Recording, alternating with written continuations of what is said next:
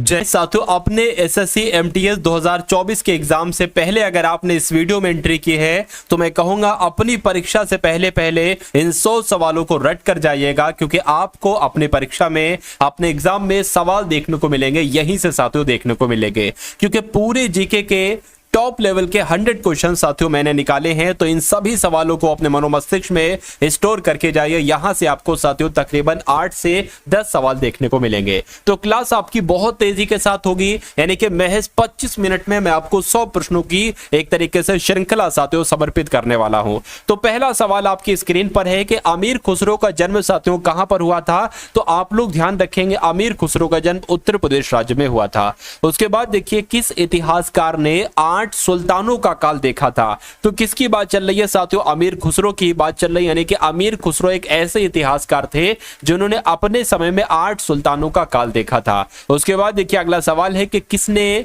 पद्मावत की रचना की थी। तो अगर आपसे पूछा जाए किसने की थी, तो मलिक मोहम्मद जायसी की अगर बात करें, इन्होंने साथियों पद्मावत की रचना की थी।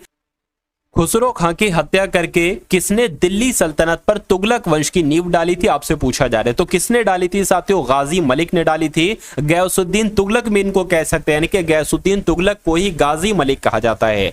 और गयासुद्दीन तुगलक ने ही खुसरो खां की हत्या करके दिल्ली सल्तनत पर तुगलक वंश की नींव डाली थी, आपको याद रखना है। उसके बाद देखिए साथियों, ताजमहल के सुलेखक कौन थे, जिनको कैलीग्राफर भी कहा जाता है, इनका नाम क्या था, जिन्होंने 1648 में इसकी रचना की और इसको पूरा किया। तो इनका नाम तो साथियों अमानत खान शिराजी था, जो कि साथियों ताजमहल के सुलेखक थे। उसके बाद देखिए अगला सवाल है कि निम्नलिखित में से किस मुगल शासक ने संगीत और नृत्य पर प्रतिबंध लगाया। तो आपसे डायरेक्ट साथियों सवाल पूछा जाएगा कि किसने साथियों नृत्य पर और संगीत पर प्रतिबंध लगाया था। तो औरंगजेब ने नृत्य और संगीत पर प्रतिबंध लगाया था। उसके बाद देखिए, दिल्ली के लाल किले का निर्माण किसने करवाया था। तो किसने करवाया था साथियों? शाहजहां ने करवाया था। ये आप लोग ध्यान रखेंगे। जिनका भी आंसर ऑप्शन नंबर डी है, मैं कहूंगा आंसर आपका बिल्कुल करेक्ट है। उसके बाद देखिए, मुगल शासन में तांबे का सिक्का कहलाया जाता था, यानी कि जो तांबे का सिक्का था मुगल शासन में, इसको क्या कहा जाता था साथियों? इसको दाम कहा जाता था।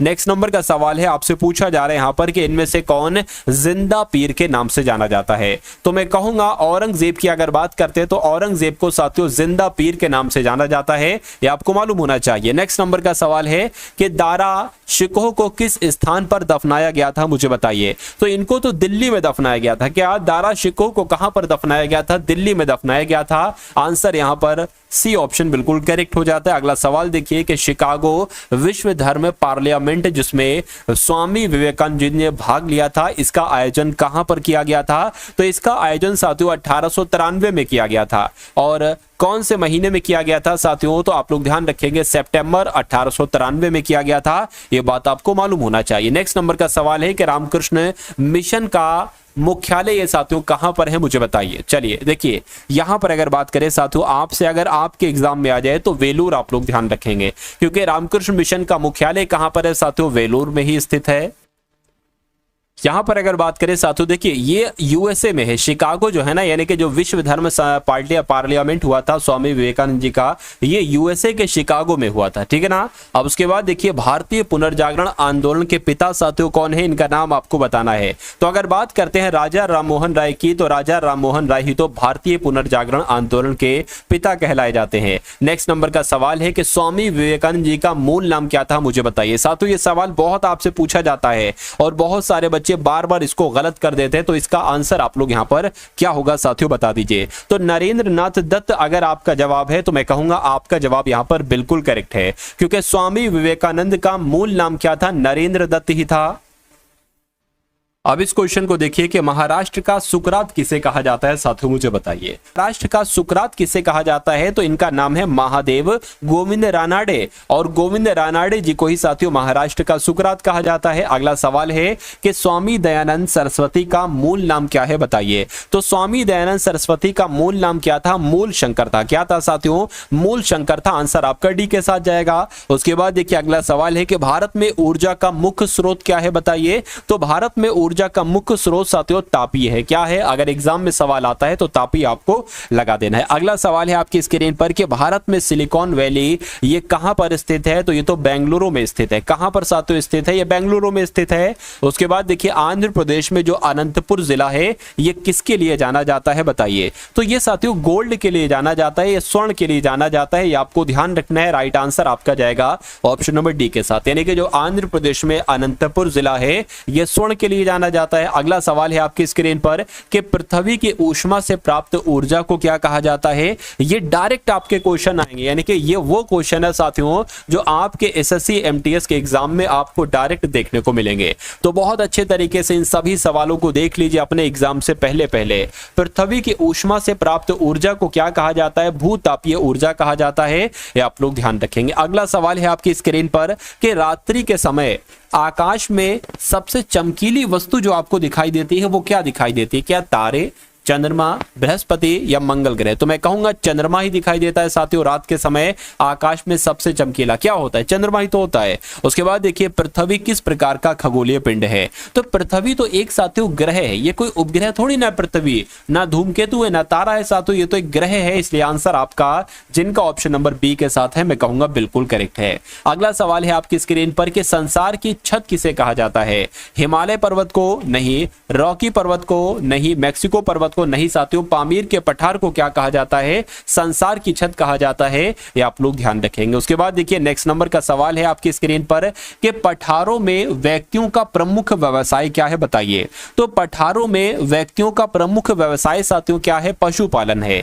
क्या है साथियों, पशुपालन है, आप लोग ध्यान रखेंगे। राइट आंसर यहां पर जिनका भी ऑप्शन नंबर बी है मैं कहूंगा बिल्कुल करेक्ट है। अगला सवाल है आपकी स्क्रीन पर कि यूएसए की कनेक्टिकट घाटी किसके लिए प्रसिद्ध है, तो ये किसके लिए प्रसिद्ध है साथियों मुझे बताइए। राइट आंसर आपका क्या होगा, ये आप लोग ध्यान रखेंगे कपास के लिए जानी जाती है जो कनेक्टिकट घाटी है, ठीक है ना, कनेक्टिकट घाटी है यूएसए की, ये कपास के लिए प्रसिद्ध है। उसके बाद देखिए अगला सवाल है आपकी स्क्रीन पर जो पोल्डर मैदान है, पोल्डर मैदान कहां पर पाए जाते हैं, तो पोल्डर मैदान कहां पर है साथियों, नीदरलैंड में है। कहां पर है पोल्डर मैदान, नीदरलैंड में है। उसके बाद देखिए अगले नंबर का सवाल है आपकी स्क्रीन पर कि संविधान के किस भाग में नीति निदेशक तत्वों का उल्लेख किया गया है, तो अगर बात करते हैं साथियों संविधान के चौथे भाग में किसका जिक्र किया गया है, आप लोग ध्यान रखेंगे नीति निदेशक तत्वों का उल्लेख किया गया है भाग 4 में। उसके बाद देखिए किसी राज्य में विधान परिषद की स्थापना और समाप्ति, इसका प्रावधान भारतीय संविधान के कौन से अनुच्छेद में है, तो मैं कहूंगा अनुच्छेद 169 में किस बात का जिक्र किया गया है, किसी राज्य में विधान परिषद की स्थापना का और समाप्ति का कहां पर जिक्र किया गया, अनुच्छेद 169 में किया गया है। यह बात आप लोग ध्यान रखेंगे। साथियों जिन लोगों ने अभी तक इस वीडियो को लाइक नहीं किया है तो आप सभी लोगों से रिक्वेस्ट करूंगा कि वीडियो को आप लोग एक बार लाइक कर दीजिए, और जिन लोगों ने साथियों अभी तक चैनल को सब्सक्राइब नहीं किया और चैनल पर नए और सब्सक्राइब नहीं किया है तो तुरंत साथियों चैनल को भी जरूर सब्सक्राइब कर दीजिए, क्योंकि इस बार एमटीएस में आपको ऐसा कंटेंट मैं देने जा रहा हूं, ये समझ लीजिए साथियों कि एमटीएस इससे बाहर आपका एग्जाम नहीं होगा, यानी कि एग्जामिनर की साथियों इतनी औकात नहीं कि इससे बाहर आपका प्रश्न पत्र बना दे, ठीक है ना, क्योंकि मैं आपका लगभग साथियों तकरीबन सब कुछ कंप्लीट करवा दूंगा। बस आपके लिए एसएससी एमटीएस के लिए 1 से 2 क्लासेस डेली आएंगी, अपने एग्जाम तक साथियों उनको आपको देखते रहना है, ठीक है ना। तो वीडियो को भी लाइक कर दीजिए अगर लाइक नहीं किया, और चैनल को भी सब्सक्राइब कर दीजिए। उसके बाद देखिए अगर ये सवाल आ जाता है कि वर्तमान में भारतीय संविधान में कुल कितनी अनुसूचियां हैं, तो कितनी अनुसूचियां हैं साथियों बताइए, तो आप लोग ध्यान रखेंगे साथियों 12 अनुसूचियां हैं, आंसर आपका सी के साथ जाएगा। भारतीय संविधान का अनुच्छेद 338 से संबंधित है, यानी कि अनुच्छेद 338 किससे संबंधित है, तो राष्ट्रीय अनुसूचित जाति आयोग से संबंधित है, ये आप लोग ध्यान रखेंगे। राइट आंसर यहां पर जिनका भी ऑप्शन नंबर ए के साथ है मैं कहूंगा बिल्कुल करेक्ट है। अगले नंबर का सवाल है कि मूल संविधान में कितनी अनुसूचियां थी, तो साथियों मूल संविधान की यहां पर बात की गई तो मूल संविधान में तो 8 अनुसूचियां थी। कितनी अनुसूचियां थी, 8 अनुसूचियां थी। उसके बाद देखिए तमिलनाडु का सबसे लोकप्रिय लोक नृत्य कौन सा है मुझे बताइए। तो अगर बात करते हैं साथियों आप लोग भी ध्यान रखेंगे कारगम की अगर बात करते हैं, क्या जो आपका कारगम एक लोक नृत्य है और ये तमिलनाडु का सबसे लोकप्रिय लोक नृत्य है, तो ये सवाल आपसे पूछा जा सकता है कि कारगम लोक नृत्य किस राज्य में किया जाता है, तो साथियों तमिलनाडु में किया जाता है। उसके बाद देखिए अगला सवाल है जागोई नृत्य किस राज्य का नृत्य है मुझे बताइए। तो ये मणिपुर में किया जाता है। ये कहां पर किया जाता है, ये मणिपुर का का साथियों नृत्य है, जिस नृत्य का नाम क्या है, जागुई नृत्य इसका नाम है। उसके बाद देखिए नेक्स्ट नंबर का सवाल है आपकी स्क्रीन पर कि शास्त्रीय संगीत किस वेद से लिया गया। देखिए कहीं पर भी अगर संगीत आ जाए तो आपको पता होना चाहिए सामवेद जो है ना ये संगीत से संबंधित है। तो अगर सवाल आपसे पूछा जाए कि शास्त्रीय संगीत किस वेद से लिया गया है तो जाहिर सी बात है सामवेद से ही लिया गया है। उसके बाद देखिए अगला सवाल है आपकी स्क्रीन पर कि हिंदुस्तानी संगीत का सबसे पुराना घराना कौन सा है बताइए। तो कौन सा हिंदुस्तानी संगीत का सबसे पुराना घराना है साथियों, ग्वालियर घराना जो है ना ये हिंदुस्तानी संगीत का सबसे पुराना घराना है, ये आप लोग यहां पर ध्यान रखेंगे। उसके बाद देखिए अगले नंबर का सवाल है कि रानी लक्ष्मीबाई का विवाह किसके साथ हुआ था बताइए। तो रानी लक्ष्मीबाई का विवाह की अगर बात करें गंगाधर राव के साथ हुआ था। किसके साथ साथियों, गंगाधर राव के साथ हुआ था। अगला सवाल है कि भारत का पहला स्वतंत्रता संग्राम 10 मई 1857 को शुरू किया गया था। कहां से शुरू किया गया था साथियों, मेरठ से शुरू किया गया था। यह सवाल आपसे बहुत पूछा जाता है। उसके बाद देखिए अगला सवाल है आपकी स्क्रीन पर कि इनमें से कौन सा संबंधित रचनाकार सुमेलित नहीं है। देखिए बाबर नामा की रचना तो बाबर ने की, शाहजहां नाम की रचना इनायत खान ने की, लेकिन हुमायूं नामा की रचना साथियों गुलबदन बेगम ने की। किसने की साथियों, गुलबदन बेगम ने की, आप लोग ध्यान रखेंगे, हुमायूं ने नहीं की। उसके अलावा तुजुके जहांगीरी की रचना किसने की, तो साथियों जहांगीर ने की। यानी कि आपका राइट आंसर जो जाएगा वो किस ऑप्शन के साथ जाएगा, वो ऑप्शन नंबर सी के साथ जाएगा। उसके बाद देखिए अगला सवाल है आपकी स्क्रीन पर। यहां पर अगर बात करते हैं साथियों, आपसे यहां पर पूछा जा रहा है, देखिए और मुझे बताइए कि आपका राइट आंसर क्या होगा। देखिए यहां पर अगर बात करें कि अकबर ने अपने दरबारी संगीतज्ञ के रूप में किसे नियुक्त किया गया था, किसे नियुक्त किया था, बहुत इंपॉर्टेंट क्वेश्चन है और आपको मालूम है इसका आंसर तानसेन इसका राइट आंसर हो जाएगा। यानी कि मियां तानसेन जी को अकबर ने अपने दरबारी संगीतज्ञ के रूप में नियुक्त किया था। उसके बाद देखिए औरंगजेब की मृत्यु के समय मराठा नेतृत्व किसके हाथों में था, तो किसके हाथों में था साथियों, आप लोग ध्यान रखेंगे, ताराबाई के हाथों में था। किसके हाथों में था, ताराबाई के हाथों में था। अगला सवाल है शिवाजी ने निम्नलिखित उत्तराधिकारियों में से किसे औरंगजेब ने ईमानदार की उपाधि दी थी। यानी कि शिवाजी ने निम्नलिखित उत्तराधिकारियों में से किसे, ये तो दिक्कत थोड़ी लग रही है, देखिए शिवाजी ने निम्नलिखित उत्तराधिकारियों में से किसे औरंगजेब ने, ठीक है ना, किसे औरंगजेब ने ईमानदार की उपाधि दी थी। तो यहां पर अगर बात करें साथियों ताराबाई आपका बिल्कुल सही जवाब हो जाएगा। तो औरंगजेब ने ईमानदार की उपाधि किसे दी थी, आप लोग ध्यान रखेंगे, ताराबाई को दी थी। उसके बाद देखिए अगले नंबर का सवाल है कि इनमें से किसको देशमुख, पाटिल और नायक नाम से पुकारा जाता है। तो किसको पुकारा जाता है साथियों, स्वतंत्र सरदार जी को जो है ना वो देशमुख और पाटिल और नायक के नाम से पुकारा जाता है। अगले नंबर का सवाल है आपकी स्क्रीन पर, आपसे पूछा जा रहा है कि 2011 की जनगणना के अनुसार भारत का सबसे कम आबादी वाला राज्य कौन सा है बताइए। केरल है, ओडिशा है, सिक्किम है। मैं कहूंगा बिल्कुल साथियों 2011 की जनगणना के अनुसार भारत में सबसे कम आबादी किस राज्य में थी, तो सिक्किम में थी। उसके बाद देखिए भारत ने नई राष्ट्रीय जनसंख्या नीति को कब अपनाया मुझे बताइए। तो अगर आपके एग्जाम में ये सवाल आ जाए तो आपको क्या लगा देना है साथियों, 2000 लगा देना है, क्योंकि भारत ने नई राष्ट्रीय जनसंख्या नीति को 2000 में साथियों अपनाया था। उसके बाद देखिए नेक्स्ट नंबर का सवाल है आपकी स्क्रीन पर कि भारत में किस राज्य की नगरीय जनसंख्या का प्रतिशत सबसे ज्यादा है बताइए। तो किसकी बात चल रही है साथियों, गोवा राज्य की बात चल रही है। यानी कि भारत के गोवा राज्य की नगरीय जनसंख्या का प्रतिशत सबसे ज्यादा है। उसके बाद देखिए 2011 की जनगणना के अनुसार उत्तर प्रदेश की जनसंख्या भारत की जनसंख्या की कितनी प्रतिशत है, तो भारत की जनसंख्या की 16.16% है तकरीबन। अब तो 16% से ज्यादा ही हो गई है। उसके बाद देखिए नेक्स्ट नंबर का सवाल है करीबा बांध, क्या साथियों कहीं कहीं पर करीब भी आ जाता है, करीबा इसको कर लेंगे। करीबा बांध किस नदी पर है, अगर डायरेक्ट आपसे एग्जाम में पूछा जाए तो जामबेंजी नदी आप लोग बता देंगे, क्योंकि करीबा बांध तो जामबेंजी नदी पर ही स्थित है। उसके बाद देखिए विश्व का सबसे बड़ा डेल्टा कौन सा है बताइए। तो सुंदरवन का जो डेल्टा है ना, सुंदरवन का डेल्टा, ये विश्व का सबसे बड़ा डेल्टा है। साथियों अगर आप इस क्लास में एंट्री करते हैं तो ये समझ लीजिए आपको कोई आलस नहीं होना चाहिए, आपको बिल्कुल एक्टिव एक्टिव तरीके से साथियों इस क्लास में एंट्री लेना है और पूरी क्लास आपको बहुत एनर्जेटिक तरीके से पढ़ना है, क्योंकि समझ लीजिए जो आप एनर्जेटिक तरीके से पढ़ते हो, पूरा कंसंट्रेशन अपना एक जगह पर लगाकर पढ़ते हो, उसमें आपको फिर ज्यादा मेहनत करने की जरूरत नहीं होती है, क्योंकि वो आपका ऑटोमेटिक आपके मनोमस्तिष्क में फीड होता रहता है, स्टोर होता रहता है। तो अगर आप इस क्लास में आते हैं तो बहुत साथियों आराम से आया करिए, समझ लीजिए, क्योंकि बस क्लास को देखते जाइए और प्रश्नों को पढ़ते जाइए, जो उत्तर में साथियों टिक लगाओ उनको देखते जाइए, कहीं ना कहीं आपके मनोमस्तिष्क में स्टोर हो रहा है। और इसका फायदा आपको एग्जाम हॉल में देखने को मिलेगा कि जब आपके सामने यही प्रश्न गुजरेंगे तो आप कहोगे भाई इन सभी के आंसर मुझे पता है, और फटाफट साथियों आप सभी के आंसर बिल्कुल करेक्ट लगाते चले जाएंगे। ठीक है ना। चलिए भाई, अब यहां पर अगर बात करें एशिया की सबसे लंबी नदी कौन सी है, तो एशिया की सबसे लंबी नदी साथियों कौन सी है, कहीं कहीं पर यांगसी नदी भी लिखा होता है या यांगटीसी नदी भी लिखा होता है। तो कुल मिला के आंसर आपको ऑप्शन नंबर सी हो जाता है। 49वीं समानांतर रेखा ये किसके बीच की सीमा रेखा है मुझे बताइए। तो ये तो साथियों यूएसए और कनाडा के बीच की सीमा रेखा है, इसलिए राइट आंसर आपका किस ऑप्शन के साथ जाएगा, ऑप्शन नंबर सी के साथ जाएगा।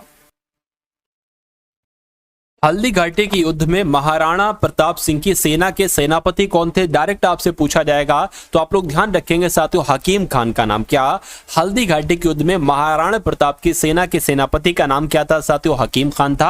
आंसर आपका जाएगा ऑप्शन नंबर सी के साथ। निम्नलिखित में से किस स्थान पर अकबर को हुमायूं की मृत्यु की सूचना मिलने पर राजगद्दी पर बैठाया गया था, तो यहां पर साथियों कालानौर आपका सही जवाब हो जाएगा, क्योंकि कालानौर पर ही अकबर को हुमायूं की मृत्यु की सूचना मिलने पर गद्दी पर साथियों बैठाया गया था। अगला सवाल है कि निम्नलिखित में से कौन इलाहाबाद में 1857 के संग्राम के नेता थे, तो इनका नाम की अगर बात करें साथियों मौलवी लियाकत अली इनका नाम है, और मौलवी लियाकत अली जी ने इलाहाबाद से ही 1857 की क्रांति का नेतृत्व किया था। उसके बाद देखिए भारतीय इतिहासकार ने 1857 ईस्वी की क्रांति को क्रांति नहीं माना, यानी कि किसने 1857 की क्रांति को क्रांति नहीं माना, तो ये साथियों एक इतिहासकार थे आर.सी. मजूमदार, इन्होंने इस क्रांति को क्रांति नहीं माना है। उसके बाद देखिए महाराष्ट्र में फड़के विद्रोह का नेतृत्व किसके द्वारा किया गया था, तो किसके द्वारा किया गया था अगर सवाल आपसे पूछा जाए तो वासुदेव बलवंत फड़के आप लोग ध्यान रखेंगे, क्योंकि फड़के विद्रोह का नेतृत्व इन्होंने नहीं किया था, इनका नाम था वासुदेव बलवंत फड़के। उसके बाद देखिए अगले नंबर का सवाल है आपकी स्क्रीन पर, बताइए यहां पर अगर बात करें बारदोली सत्याग्रह को किसने नेतृत्व प्रदान किया था मुझे बताइए। तो इनका नेतृत्व की अगर बात करें सरदार वल्लभ भाई पटेल के द्वारा साथियों बारदोली सत्याग्रह का नेतृत्व किया गया था। आंसर जिनका भी ऑप्शन नंबर ए है मैं कहूंगा बिल्कुल करेक्ट है। अगला सवाल है तेभागा कृषक आंदोलन निम्नलिखित में से कहां पर हुआ था, तो ये तो बंगाल में हुआ था। कहां पर हुआ था तेभागा कृषक आंदोलन साथियों, बंगाल में हुआ था। राइट आंसर आपका जाएगा ए के साथ। अगला सवाल है कि कौन सा आंदोलन एक गुरिल्ला युद्ध था मुझे बताइए। तो इस अगर बात करते साथियों एग्जाम में सवाल आ जाए तो तेलंगाना कृषक आंदोलन के बारे में आप लोग ध्यान रखेंगे, क्योंकि तेलंगाना कृषक आंदोलन ही साथियों एक तरीके से गोरिल्ला युद्ध था। उसके बाद देखिए प्रथम अखिल भारतीय किसान सभा के महासचिव कौन थे, तो प्रथम की यहां पर साथियों बात की गई है, तो आप लोग ध्यान रखेंगे एनजी रंगा का नाम। क्यों, क्योंकि ये प्रथम अखिल भारतीय किसान सभा के महासचिव थे, इनका नाम था एनजी रंगा। नेक्स्ट नंबर का सवाल है कि जो वन चक्रवातों के अवरोधकों का कार्य करते हैं वे वन कौन से होते हैं, तो वे वन साथियों कौन से होते हैं आप लोग भी ध्यान रखेंगे। उनको मैंग्रोव वन कहा जाता है, उनको साथियों क्या कहा जाता है, मैंग्रोव वन कहा जाता है। यानी कि जो वन चक्रवातों के अवरोधकों का कार्य करते हैं उनको मैंग्रोव वन कहते हैं। नेक्स्ट नंबर का सवाल है सुंदर वन के जंगल को क्या कहा जाता है साथियों मुझे बताइए। क्या आपका बिल्कुल करेक्ट आंसर हो सकता है साथियों, देखिए और बताइए सही जवाब क्या है। चलिए तो यहां पर आप लोग ध्यान रखेंगे सुंदर वन के जंगलों को मैंग्रोव कहा जाता है, ठीक है,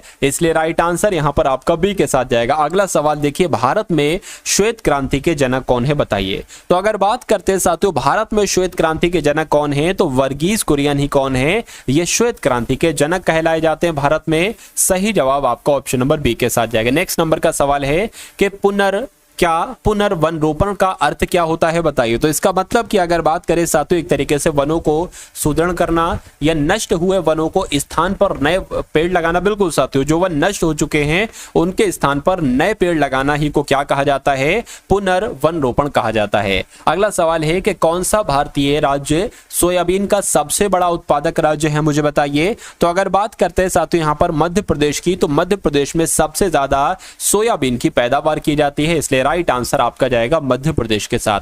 अगला सवाल है कि उर्वरकों में क्रांति का संबंध किस रंग से है, मुझे बताइए।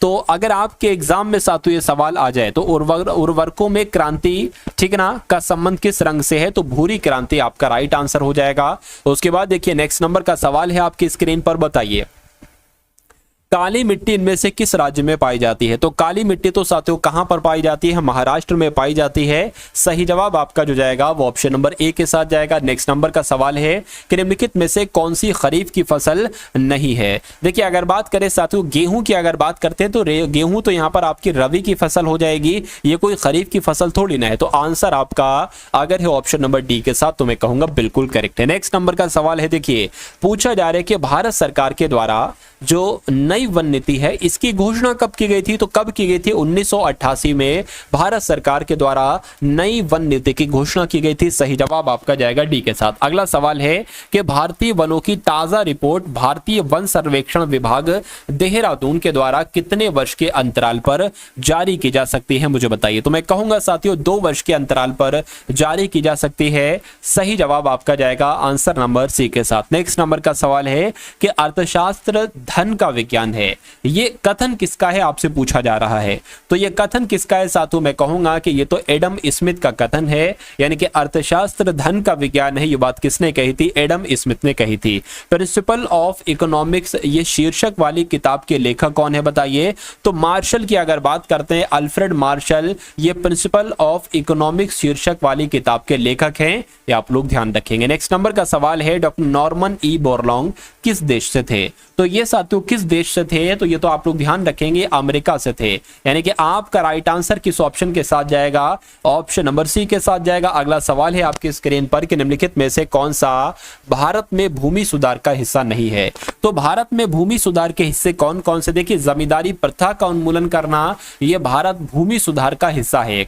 भूमि जोतों की अधिकतम सीमा का निर्धारण करना यह भी है, काश्तकारी सुधार ये भी है, लेकिन बहुफसलीय योजना नहीं है। अब नहीं है तो आपका right answer option number D के साथ जाएगा। अगला सवाल है कि एगमार्क एक्ट भारत में कब लागू किया गया था बताइए। तो ये कब लागू किया गया था, 1937 में लागू किया था, यानी कि 1937 में साथियों लागू किया गया था क्या, भारत में एगमार्क एक्ट। उसके बाद देखिए नेक्स्ट नंबर का सवाल आपकी स्क्रीन पर आ चुका है कि केंद्रीय उपोष्ण बागवानी संस्थान ये कहां पर है। तो ये कहां पर है साथियों, ये तो लखनऊ में है। ये कहां पर है, ये लखनऊ में है, इसलिए सही जवाब आपका जो जाएगा वो ऑप्शन नंबर सी के साथ जाएगा। अगला सवाल है आपकी स्क्रीन पर कि दुग्ध उत्पादन बढ़ाने के लिए भारत सरकार के द्वारा कौन सी क्रांति शुरू की गई थी। तो दुग्ध उत्पादन से कौन सी क्रांति संबंधित है, मैं कहूंगा श्वेत क्रांति संबंधित है, यानी कि दुग्ध उत्पादन बढ़ाने के लिए भारत सरकार के द्वारा श्वेत क्रांति की शुरुआत की गई थी। ये बात आप लोग ध्यान रखेंगे। अब उसके बाद देखिए अगले नंबर का सवाल है आपकी स्क्रीन पर, देखिए साथियों कि फोर्ट विलियम ये कहां पर स्थित है बताइए। चलिए फोर्ट विलियम की अगर बात करते हैं साथियों कहां पर स्थित है, तो ये तो कोलकाता में स्थित है। सही जवाब आपका जाएगा ऑप्शन नंबर डी के साथ। भाई बहुत बढ़िया, वेरी गुड क्लास। निम्नलिखित में से किस पर्वतीय स्थल को किस पर्वतीय स्थल के नाम का अर्थ क्या है साथियों, वज्रपात स्थल है। तो किस पर्वतीय स्थल के नाम का अर्थ है, तो मैं कहूंगा साथियों दार्जिलिंग का अर्थ क्या होता है, दार्जिलिंग का अर्थ होता है वज्रपात स्थल। उसके बाद देखिए गुजरी महल साथियों कहां पर स्थित है, यह सवाल आपसे पूछा जा सकता है। तो गुजरी गा से ग्वालियर, यानी कि गुजरी महल कहां पर स्थित हो जाएगा, ये साथियों ग्वालियर में ही स्थित है। नेक्स्ट नंबर का सवाल है कि मानव सभ्यता के विकास की कहानी दर्शाने वाले देश का सबसे बड़ा संग्रहालय इंदिरा गांधी मानव संग्रहालय ये कहां पर है। तो आपसे पूछा जा रहा है कि इंदिरा गांधी मानव संग्रहालय कहां पर स्थित है, तो ये साथियों भोपाल में स्थित है। ये आप लोग ध्यान रखेंगे। आंसर यहां पर जिनका भी ऑप्शन नंबर ए है मैं कहूंगा बिल्कुल करेक्ट है। साथियों आपके एग्जाम में अब बहुत अधिक समय नहीं बचा है एसएससी एमटीएस के, तो मैं आपके सामने एक ऐसी क्लास डेली ला रहा हूं जिसमें सबसे पहले तो साथियों आपके जीएस प्लस करंट अफेयर के 25 क्वेश्चंस होते हैं। उसके बाद आपके इंग्लिश के जिस टाइप के क्वेश्चन आएंगे वैसे 25 क्वेश्चंस होते हैं, और इंग्लिश के बाद साथियों रीजनिंग के और प्लस मैथ के साथियों आपके कुछ चुनिंदा इंपॉर्टेंट क्वेश्चन देखते हैं। तो अगर आपको अपने एग्जाम क्रैक करना चाहते हैं तो इसी चैनल पर डेली एक क्लास होती है, वो क्लास अपलोडेड होती है साथियों, लाइव नहीं चलती है। तो उस क्लास में आप लोग आया कीजिए और डेली इन सभी कॉन्सेप्ट को देखा करिए, डेली इन सभी चीजों को देखा करिए। मेरा मानना है कि आपका एग्जाम तो आपके लिए बहुत आसान हो जाएगा, ठीक है ना। बस देखिए प्रैक्टिस करते रहिए, डेली क्वेश्चंस की तैयारी आप लोग करते जाइए। एमटीएस तो बहुत छोटी चीज है साथियों, सीजीएल भी आपका निकलवा दूंगा, ठीक है ना। तो इंदिरा गांधी मानव संग्रहालय कहां पर स्थित है? भोपाल में स्थित है। उसके बाद देखिए दृष्टि विकलांग हेतु राष्ट्रीय संस्थान कहां पर है? तो अगर आपसे सवाल पूछा जाए ये वाला तो देहरादून आपको बताना है, यानी कि दृष्टि विकलांग के लिए राष्ट्रीय संस्थान देहरादून में स्थित है। उसके बाद देखिए अगले नंबर का सवाल है कि centre for DNA fingerprinting and diagnostics ये कहां पर स्थित है? तो अगर बात करें ये कहां पर है, ये हैदराबाद में। कहां पर है साथियों? ये हैदराबाद में है। राइट आंसर आपका जाएगा ऑप्शन नंबर डी के साथ। भाई बहुत बढ़िया, वेरी गुड क्लास। अगला सवाल है कि राष्ट्रीय मस्तिष्क अनुसंधान केंद्र कहां पर स्थित है? तो ये गुड़गांव में स्थित है। कहां पर है? गुड़गांव में स्थित है। उसके बाद देखिए बड़े गुलाम अली किस घराने से संबंधित हैं? तो ये तो पटियाला घराने से संबंधित हैं, बड़े गुलाम अली। अगला सवाल है कि तबला वादक किशन महाराज का संबंध किस घराने से है? तो ये तबला वादक हैं, क्या ये तबला वादक हैं साथियों? इनका नाम है किशन महाराज, इनका संबंध बनारस घराने से है। किस घराने से इनका संबंध है साथियों? बनारस घराने से इनका संबंध है, ये भी आप लोग ध्यान रखेंगे। आगरा घराने के संस्थापक कौन है? अगर सवाल आपसे पूछा जाए तो हाजी सुजान खान, आप लोग ध्यान रखेंगे, यही आगरा घराने के संस्थापक हैं। निम्नलिखित में से किस मंदिर में पेंचायतन शैली की वास्तुकला है? तो किसकी बात चल रही है साथियों? दशावतार मंदिर की बात चल रही है, या आपका बिल्कुल करेक्ट आंसर हो जाएगा। उसके बाद देखिए निम्नलिखित में से कौन सा स्थान हैमिस मठ के सर्वाधिक समीप है? तो अगर बात करते हैं साथियों लेह की, तो आप लोग ध्यान रखेंगे लेह जो है ना, ये हैमिस मठ के सबसे सर्वाधिक समीप है, ये आपको मालूम होना चाहिए। बाइला कुप्पे मठ जिसको नाम द्रोलिंग भी कहा जाता है, ये भारत के किस राज्य में है? तो ये कर्नाटक में। ये कहां पर है साथियों? ये कर्नाटक में है, आप लोग ध्यान रखेंगे। अगले नंबर का सवाल है कि निम्नलिखित में से कौन भारत की एकमात्र प्रसिद्ध महिला शहनाई वादक हैं? तो ये क्वेश्चन आपके लिए बहुत इंपॉर्टेंट है, आप लोग ध्यान रखेंगे। बागेश्वरी कमर जी का नाम, क्यों? क्योंकि बागेश्वरी कमर ही ये भारत की एकमात्र प्रसिद्ध महिला शहनाई वादक हैं, बागेश्वरी कमर। नेक्स्ट नंबर का सवाल है कि निम्नलिखित में से कौन हिंदुस्तानी शास्त्रीय संगीत में सर्वश्रेष्ठ रुद्र वीणा वादक है? मुझे बताइए। तो किनकी बात चल रही है साथियों? आप लोग इनका नाम ध्यान रखेंगे कि उस्ताद असद अली खान इनका नाम है, और ये हिंदुस्तानी शास्त्रीय संगीत में सर्वश्रेष्ठ रुद्र वीणा वादक है, बात आपको मालूम होना चाहिए। चलिए भाई, उसके बाद देखिए निम्नलिखित में से कौन तबला वादक नहीं है? तो इनमें से कौन साथियों तबला वादक नहीं है? मुझे बताइए। क्या अगर बात करें साथियों तबला वादक की, अगर बात करें कौन तबला वादक? देखिए स्वपन चौधरी तबला वादक है, GN बाला सुब्रमण्यम तबला वादक नहीं है, तन्मय भी हैं, विक्रम घोष भी हैं। तो आंसर आपका जाएगा बी के साथ। निम्नलिखित में से कौन सा त्यौहार अमावस्या के दिन आयोजित किया जाता है? तो अमावस्या के दिन साथियों काली पूजा का आयोजन किया जाता है, ये आप लोग ध्यान रखेंगे। उसके बाद देखिए अगला सवाल है जल्लीकट्टू साथियों ये क्या है? तो क्या ये एक टैग खेल है? नहीं, ये सांड को वश में करने का एक लोकप्रिय खेल है। मैं कहूंगा बिल्कुल सही, यानी कि जल्लीकट्टू क्या है? तो इस खेल में सांड को वश में किया जाता है साथियों, और सांड बहुत चोटे पहुंचाता है। राखल लीला, क्या राखल लीला ये किस राज्य का लोक नृत्य है? मुझे बताइए। तो ये तो असम में किया जाता है, तो ये तो असम का साथियों राखल लीला लोक नृत्य होगा। कहां का? असम का। उसके बाद देखिए नेक्स्ट नंबर का सवाल है आपकी स्क्रीन पर कि यक्षगान किस भारतीय राज्य की लोक प्रस्तुति है? मुझे बताइए। यक्षगान किस भारतीय राज्य की लोक प्रस्तुति है? तो यक्षगान साथियों ये कहां पर किया जाता है? मैं कहूंगा ये तो कर्नाटक का है। क्या ये कर्नाटक का है साथियों? ये कर्नाटक में किया जाता है, आप लोग ध्यान रखेंगे। उसके बाद देखिए अगला सवाल है कि जो कुद नृत्य है यहाँ एक प्रसिद्ध नृत्य के रूप में है, यानी कि कहाँ का ये कुद नृत्य है? तो कुद नृत्य साथियों कहाँ पर किया जाता है? आप लोग ध्यान रखेंगे जम्मू कश्मीर में किया जाता है। कहाँ पर किया जाता है साथियों? जम्मू कश्मीर में किया जाता है। अगले नंबर का सवाल है कि निम्नलिखित में से किस शहर को पूर्व का स्कॉटलैंड कहा जाता है? तो पूर्व का स्कॉटलैंड तो साथियों शिलोंग को कहा जाता है। किसको कहा जाता है? पूर्व का स्कॉटलैंड साथियों शिलोंग को कहा जाता है, पूर्व का स्कॉटलैंड। नेक्स्ट नंबर का सवाल है कि निम्नलिखित राज्यों में से कौन बांग्लादेश के साथ अपनी सीमा साझा नहीं करता है साथियों? देखिए और मुझे बताइए सही जवाब क्या होगा। तो यहां पर अगर बात करते हैं साथियों यहाँ पर अगर बात करते हैं, देखिए त्रिपुरा करता है, मेघालय करता है, असम करता है, लेकिन मणिपुरी नहीं करता है, मणिपुर नहीं करता है बांग्लादेश के साथ। उसके बाद देखिए इनमें से किस भारतीय राज्य की सीमाएं चीन, नेपाल, भूटान से जुड़ी हुई हैं? तो अगर बात करते हैं सिक्किम की सीमाएं, तो सिक्किम की सीमाएं चीन, नेपाल, भूटान के साथ जुड़ी हुई हैं। भारत को कितने भौगोलिक क्षेत्रों में बांटा गया है? तो भारत को कितने भौगोलिक क्षेत्रों में बांटा गया है साथियों, मुझे बताइए। आप लोग को मालूम होना चाहिए साथियों। यहां पर अगर बात करें, देखिए 6 आपका सही जवाब होगा, यानी कि इसमें से किसी ऑप्शन को साथियों आप 6 कर लेंगे। तो भारत को 6 भौगोलिक क्षेत्रों में बांटा गया है, ये आपको मालूम होना चाहिए। उसके बाद देखिए अगला और अंतिम सवाल है कि भारतीय संविधान में प्रारंभ में कितने मौलिक अधिकार दिए गए थे? तो इस 100वें नंबर का जवाब आपको कमेंट सेक्शन में देना है, यानी कि संविधान में शुरुआत में कितने मौलिक अधिकार थे? 5, 4, 6 या 7? तो यहां पर अगर बात करें साथियों, ये आपके 100 गोल्डन क्वेश्चंस आपने देखे। आप इस वीडियो को लाइक कर दीजिएगा, अगर लाइक नहीं किया, चैनल पर नए हैं चैनल को सब्सक्राइब कर दीजिएगा।